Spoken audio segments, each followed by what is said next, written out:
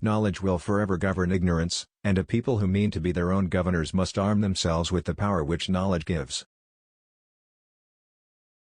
The purpose of separation of church and state is to keep forever from these shores the ceaseless strife that has soaked the soil of Europe with blood for centuries. If tyranny and oppression come to this land, it will be in the guise of fighting a foreign enemy. Liberty may be endangered by the abuse of liberty, but also by the abuse of power. It will be of little avail to the people that the laws are made by men of their own choice if the laws be so voluminous that they cannot be read, or so incoherent that they cannot be understood. The essence of government is power, and power, lodged as it must be in human hands, will ever be liable to abuse. If men were angels, no government would be necessary.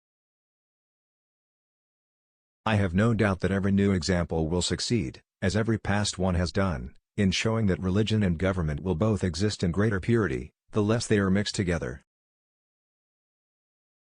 I believe there are more instances of the abridgment of freedom of the people by gradual and silent encroachments by those in power than by violent and sudden usurpations. Where an excess of power prevails, property of no sort is duly respected. No man is safe in his opinions, his person, his faculties, or his possessions.